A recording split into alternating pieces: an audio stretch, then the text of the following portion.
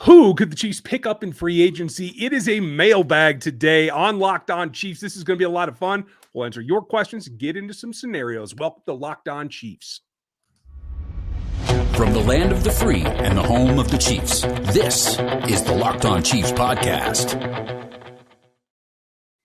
Welcome back. Lots of scenarios for you today on Locked On Chiefs, part of the Locked On Network, your team every day and for free on all the platforms, including YouTube. You can hit us there and like, sub, hit the bell, as well as give us a review on iTunes. We would appreciate that. We'd like to get feedback from everybody out there in Chiefs Kingdom. I'm Ryan Tracy, the founder of Rogue Analytics and Performance Consulting, where you can find the draft guide coming here in the next couple of weeks.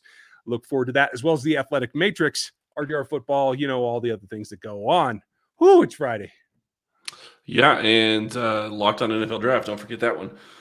Right. So I'm Chris Clark. I run Chiefs Corner.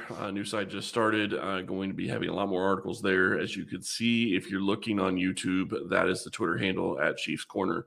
Really quick, we do need to jump into the mailbag. I do want to give a shout out to Country Boy. Was it 4567? I think he had one of our questions, or he had basically the topic of what we talked about yesterday on the show, free agency or draft. Really enjoyed that. Country's so always got good stuff. Yeah, I wanted to give him a shout out because I think that's appropriate. But we are doing a mailbag, so here we go. First question: do you think it'd be better to build through the draft or free agency? I already know where I'm going on this, but go ahead. Sorry. For me, it depends on what you mean build. I think you have to build foundation, as in low future salary, that kind of thing, through the draft. But you do have to take care of your gaps right now in free agency. Yeah, and I think it depends on if you're talking short-term or long-term. To me, you have to build long-term in the draft. You cannot continuously go out in free agency and spend money. You can spend money from time to time, but you can't just go out and just be paying a lot of players.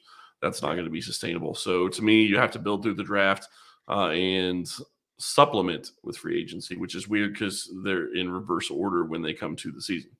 Yeah, right. And that does make it easier to know like where you're going to invest in the draft. Mm-hmm. So that part makes sense. But like I would say, and I wouldn't put a hard limit on, but if you're talking about veterans and free agency, I have to think that the shorter end of the spectrum, 2-3 year contracts is what you're looking at. You're not looking for 4s and 5s. You're not looking for gargantuan things. I know that there's the Tooney contract, and that's probably as big as it ever should be in terms of length and dollars for a free agent. But they have to get something done because they have some holes to fill that need to be like ready to step in and go. Yeah. And I did hear a rumor that Patrick is very interested in getting a free agent wide receiver as opposed to drafting one. So we'll see whether or not that is accurate. I still think Kansas City goes wide receiver in both free agency and the draft, but that's a whole nother discussion. Yeah. And that question was from Hoodat 9704. So thank you for your question. Brandon K34, preference if KC signs a top edge in free agency? We've already kind of talked about this, but I'll let you go ahead. Top edge is what stands out to me. Who are the top 3 edges available right now? What do you think? According to, I'm using OTC because I think that they have the best look, at least, and they're looking mostly at guarantees in their past contracts. Von Miller, Chandler Jones, and Jason Pierre-Paul. Okay. All of them are 32 or older. Right. And Jared Hughes is 34. He's number 4. Clowney is number 5. I'm out on 4 and 5. Not interested. I'm probably out on 3 as well. Mm-hmm. Really, if you're going to go somebody, and like you said, they're all of that age group, right? So for me, who's coming off the best season? Who looked most like themselves 5 years ago? And for me, that answer is really, really simple. That's Von Miller. Chandler Jones would be the second, in my opinion. But the question, again, comes back to, if they go free agency, it's got to be short term. 2 years with a void, 3 years at the most. Right, and I don't think any of those guys are going to really want to do that because they're all going for their long-term contract. They're all going for basically their last contract. But we'll have to see how that shakes out. Emmanuel Ogbah is also on that list. Mario Addison, Hassan Reddick, Dante Fowler Jr., and then Melvin Ingram's a couple more players down. But again, all those guys are upper 20s, at least, if not in their 30s. Right. And the only guy that truly fits what they do and we know fits and can adapt is Melvin. Right. I liked Hassan Reddick 5 years ago.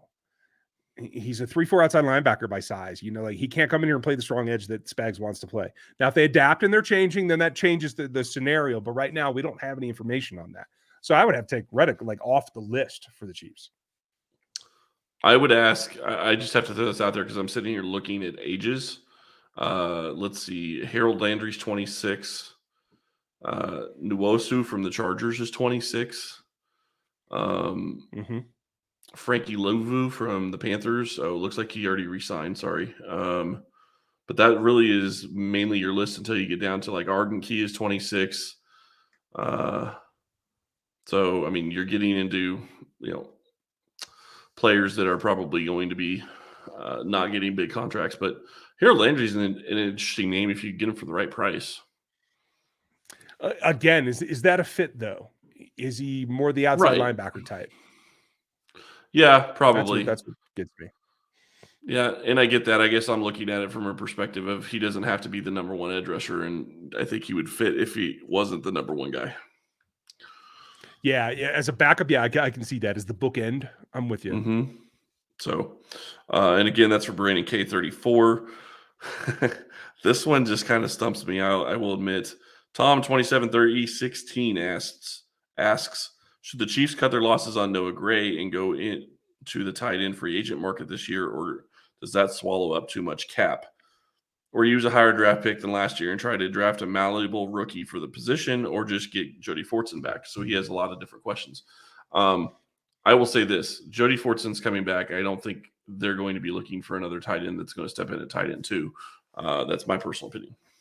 I disagree completely. Because you can't bank on Jody being 100% healthy or maintaining his recovery. I'm not saying he's going to be tight end 2. I think he's going to be tight end 3. I just think that they're going to stick with Noah Gray. Well, just you saying that, though, there is no tight end 3 because Noah Gray ain't it. Now, cut your losses on Noah Gray. No, I'm not for that. He's on a cheap contract. He's a rookie. He has the development path ahead of him to improve. Yep. I think they do need to go look for a tight end 2, though. I would be thinking a day 3 pick in the draft. There is a good deep group of tight ends in this draft class. So I think it would be a possibility there. I've even toyed with taking one in the top 100. If you really feel that A, you want to limit Travis's snaps, and B, you want to get somebody that you can, again, bring along hopefully a little bit quicker than Noah Gray. Yeah, but it has to be somebody that can also take pressure off of Travis and kind of step into his role, which is going to be very few and far between. You're going to have to draft them very high. Yeah. I mean, and the odds of that are difficult, but if I had those odds and I wanted to lay a bet or on a prop about a tight end selection, I would do that at betonline.net or just BetOnline because I always have to put the dot on something because that's the way I am. They have odds, props, totals, player performance, everything that you want to do on any sport, not just football, all of them, including the upcoming March Madness of all the madness that it is, all the boxing and the stuff and the business and UFC and all those scores, podcasts, and news reports that you need to make informed decisions. That's the point. You can do that all on their new website from any mobile device or any device at all, to tell you the truth. That's BetOnline, where the game starts. All right, hit me with something else. All right, let's see what else we got here. Assuming we resign Tyrann Mathieu, if you can only do one major free agency signing, who is it? From Arc Chiefs fan. Hello, Little Rock. Von Miller. I mean, he's there, but like you said, I don't think that cost is going to be approachable. So I would tend to look at the wide receiver spot, like you mentioned early. I think Patrick is probably wants someone with some experience. And no, I'm not talking about Devontae Adams. And I know there's rumors today of Devontae signing and trading and that kind of thing. I don't think the Chiefs are in the trade market hardly at all. Because if you're trading for any player that's not on a rookie contract or not to the 5th year of a rookie contract, you're talking about increasing your overall cost expenditure again in a year that you're trying to reduce cap. I agree to some extent. I think that there are certain players that they would consider trading for, but it'd have to be the right scenario. Yeah. Veach loves those, reclamation type projects, and I could see another move in that direction, especially if they're on their rookie contract. But I'm with you. I mean, they do want to reduce cap, and I agree with you on that, but I don't think it's going to be a hindrance this year. It's going to be a hindrance in the future, so it's something they need to be thinking about. Assuming Von Miller's over the top in terms of cash flow and you don't want to invest in a guy that age, there's a 26-year-old that I think would be, if you had one free agent that you could go draft and expect to make an impact on this roster and get them back to a Super Bowl or help make the difference to get back to a Super Bowl, I think it might be Chris Godwin. That's somebody that I would look long and hard at, and the investment there is probably worth the burn. What about a guy like a corner like J.C. Jackson? I like that, but corner is a much more volatile position. No, it absolutely is. It absolutely is. And so paying even a similar amount to me doesn't make quite as much sense, because whatever deficiency you might have, whatever lack of experience, like Godwin's 26, right? A lot of the other guys that we talk about, Allen Robinson is going to be 29 by the season. Mm-hmm. Let's see, how old's Juju? Juju's the youngest at 25. So there's another one, but I wouldn't call him a top tier. I think Juju can come in and play a role. I don't think he's a total game changer like I think Godwin would be able to be. Yeah, I would agree with that. I think Juju has the ability to be just underneath Godwin in some regards, though, especially with Godwin coming back from his injury. That's the big key here. Yeah, fair enough. I mean, if you're signing Godwin to a long-term deal, that's a whole different ballgame than what I expect them to do, which is go and sign somebody for a 1 or 2 year rental type thing. And I can't see Godwin wanting to do that. But agreed. I mean, J.C. Jackson, I think, is A, going to be expensive. B, it's a more volatile position. And B, I don't think that overall, I think youth is the way you want to go on defenses, I guess what I'm saying. No, and I agree. I think that the big question, though, is corner one of those positions that you would invest in if you're going elsewhere other than Shavarius Ward, who we've already kind of talked about, I think needs to be brought back, though. Yeah, I agree. I'd love to see them draft somebody or maybe draft 2 somebodies that they feel can be a number 1 and let Jarius be the outside corner on the other side. And you don't have to call him a 2 or anything like that, whatever. Or the other option is to put LJ Snead back on the outside and draft a nickel. There are a number of nice nickels in this draft class as well. Guys that you feel have the upside to be near a first-round pick. Guys that can do a bit of everything. I think there's a lot of options at the corner spot, whereas I would still probably find that less volatile, less of a risk than drafting someone you can raise up in your system. Okay, I'll put you on the spot, and I'm going to extend this question. Who defensively would you go get? And you can't say Von Miller because we already kind of talked about that one.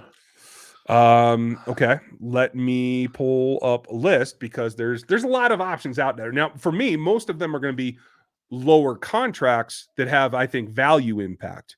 Or maybe who would you rather look? What kind of position would you rather look at? Let's put it that way. Maybe that's easier.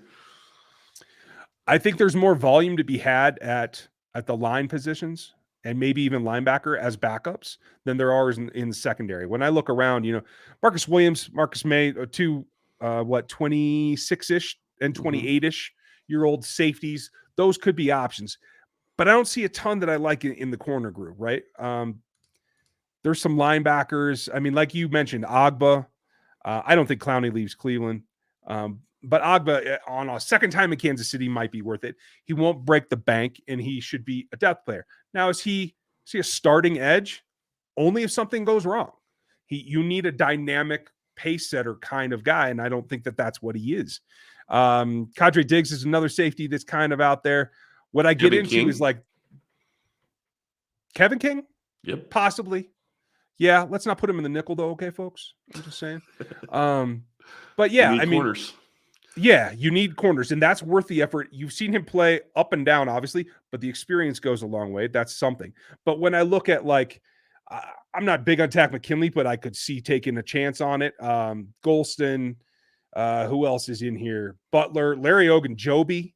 I think you can find some value up front that helps you. And I'm trying to look at the non-outside, not the non-pass rusher, like Jam Brown's out there. He's 27. I think he's a depth linebacker that you could sign and feel pretty good about. Who else is out here? Kirksey's almost 30, so I'd probably stay away from that. Anthony Walker's out there. He could be a depth linebacker as well. I still think that you're drafting for your Sam. And I know there's some question today on social media about, is Willie the Sam or the Will? He can play both, but he is naturally a Will, not a Sam. And so I expect him to draft someone to play the Sam specifically and play the nickel with Willie. That's what I'm expecting. Okay. What about a guy like Jesse Bates? Jesse Bates is going to break that bank. He's going to own it. Bates will be on the front of that bank. And I agree with that, but I guess my point is that I could see them giving a 25-year-old safety a lot of money and paying him close to the top of the safety market. My issue with Tyron is that he's going to want top of the safety market, and he is close to 30. Right, I agree. And so if you can get him for similar money, or he is 30, that's my issue. Yeah, Bates would be the choice for me if you can do it for the similar money. I don't think similar money to what Tyron can get is going to lure him away from Cincinnati, especially after the season they just had. Okay. Well, and when we get back, we have a couple more questions, but I do want to tell you about our friends over at Built Bar. This is the time of year that I've pretty much given up on all New Year's resolutions, but not this year. I'm sticking to my resolution to eat right thanks to Built Bar. It almost feels like not really a resolution because I really do enjoy eating them, and I actually had some Built Bar bars and a couple of the little snack ones for lunch. So thank you, Built Bar. I really do appreciate that.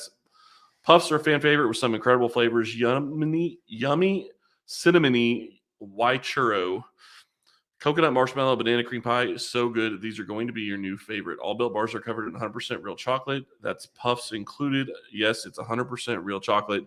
Low calorie, high protein. Replace your candy bar with these. They are definitely better. Most Built Bars contain 130 calories, 4 grams of sugar, 4 net carbs, and 17 grams of protein. Compare that to a candy bar, which has usually around 240 calories, 30 grams of sugar, and dozens of net carbs. Go to built.com and use promo code LOCK15 and get 15% off your order. Use promo code LOCK15 for 15% off at built.com. All right, sir. So we have a couple more questions here, and I want to get to one that we kind of already touched on since we talked about tight ends. Our buddy Daddy Fixate asked, if you were KC, would you sign Gronk to a 1-year deal? I'm just going to say no, but that's me. I'll let you have your comments there. I would sign Gronk to like a 9-game. I'd sign him at mid-season. Just come in and be the X factor. I don't think I could take him for a whole season, I got to tell you. Fair enough. I'd sign him and OBJ the same week. At the bye, let's go. Add weapons halfway through the year. All right. So, what receiver will impress the most in performance testing and positional drills? This is from Chiefs fan 511981, and he also asked who will run the fastest 40. The fastest 40, my money's on Tariq Woolen, the DB. I think he's talking wide receiver. Oh, wide receiver only? Okay. Yeah. Let's see. But you gave him a bonus. There you go. Yeah, yeah.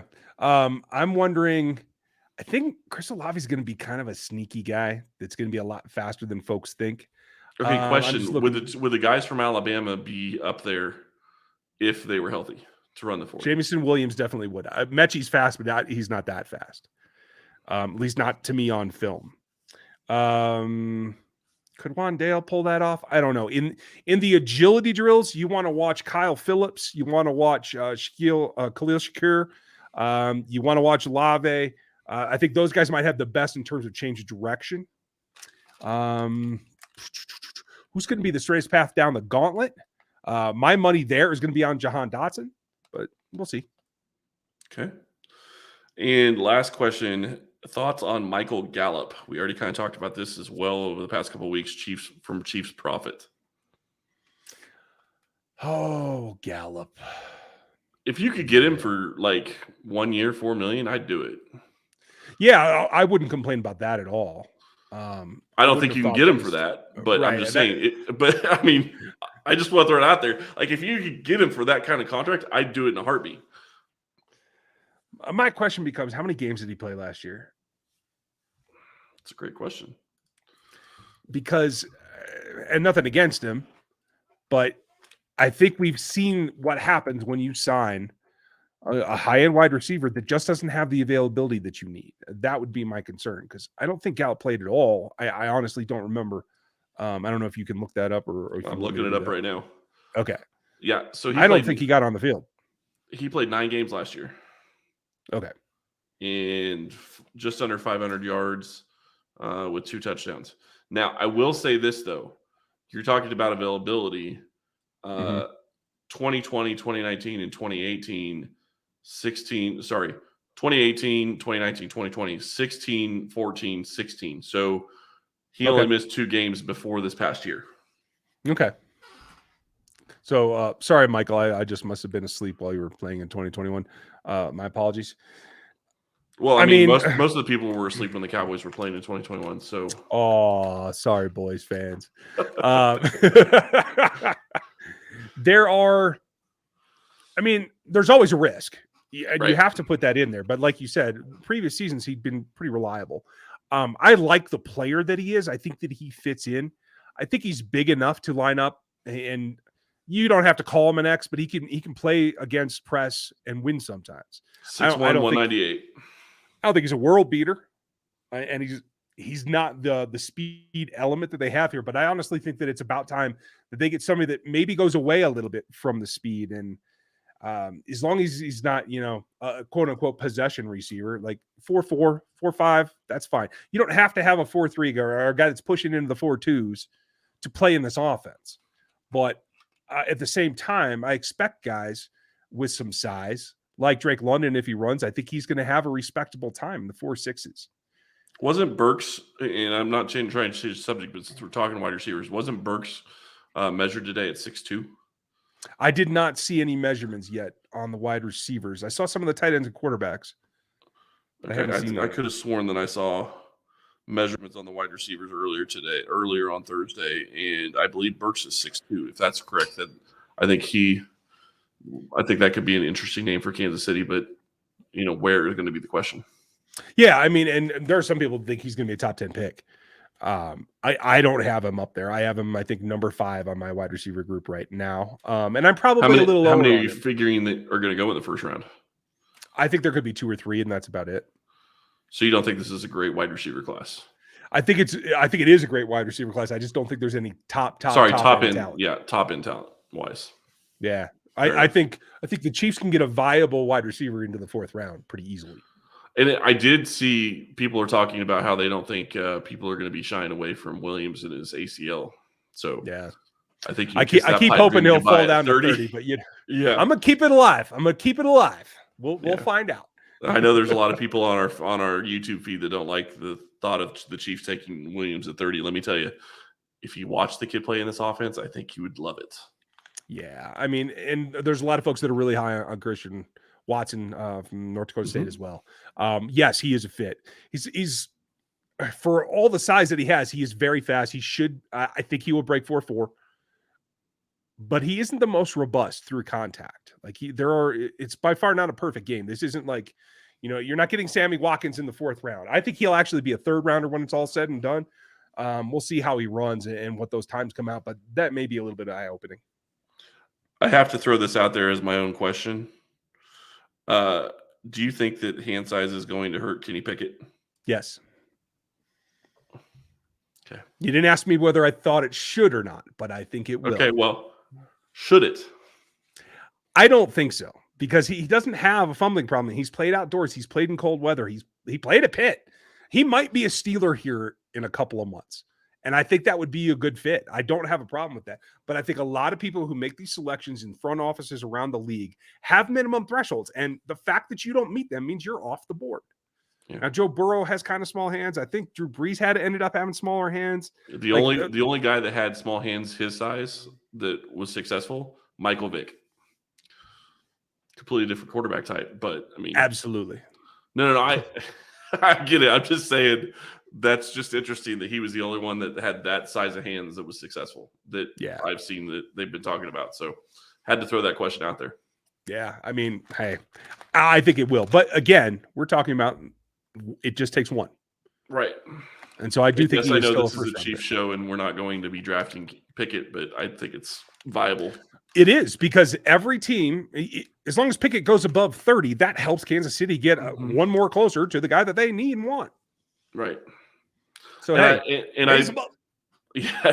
the other thing I will say is that you would love to get a starter in round 1, but until you get to the point where they're picking at 30, you're not going to have any idea whether or not one of these guys is going to be able to step in on a roster that could have gone to the Super Bowl and start.